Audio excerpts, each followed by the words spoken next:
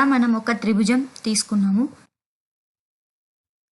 ఈ త్రిభుజం యొక్క శీర్షాలు A, B, C అని తీసుకుందాము.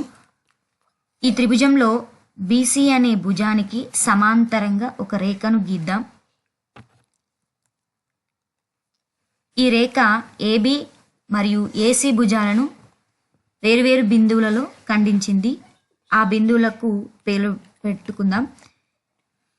ఈ రేఖ AB భుజాన్ని D బిందువు వద్ద, AC భుజాన్ని ఈ బిందువు వద్ద ఖండించింది. ఇప్పుడు AB భుజం 2 భాగాలుగా, AC భుజం 2 భాగాలుగా విభజించబడింది. ఈ భాగాల యొక్క కొలతలను మనం స్కేలు సహాయంతో కొలుద్దాం. ఇక్కడ ఒక స్కేల్ తీసుకున్నాం. ఇప్పుడు మొదటగా AD భుజం యొక్క కొలతను కొలుద్దాం. చూడండి, ఇక్కడ AD రేఖ స్కేల్ మీద కనిపిస్తుంది మనకు. స్కేల్ నుండి AD రేఖ యొక్క పొడవు ఎంతుందో గమనించండి. స్కేల్ నుంచి AD రేఖ యొక్క పొడవు 4.7 సెంటీమీటర్లు అని తెలుస్తుంది. అదేవిధంగా DB రేఖ పొడవును కూడా కొలుద్దాం.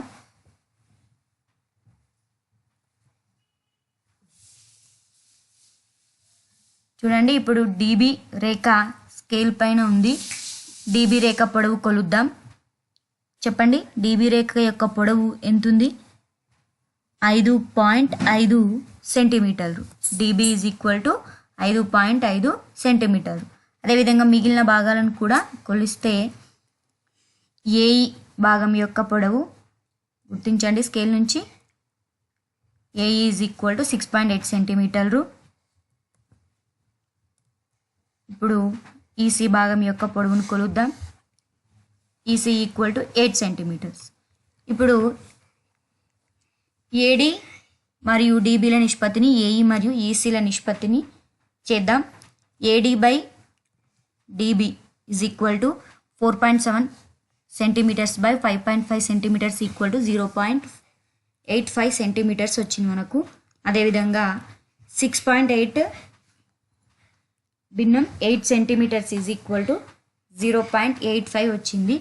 ఇక్కడ మనం గమనించినట్లయితే AD బై DB మరియు AE బై EC నిష్పత్తులు సమానంగా ఉండడాన్ని మనము గమనించవచ్చు. అనగా ఒక త్రిభుజంలో ఒక భుజానికి సమాంతర రేఖను గీసిన అది మిగిలిన 2 భుజాలను ఒకే నిష్పత్తిలో విభజిస్తుంది అని మనం తెలుసుకోవచ్చు.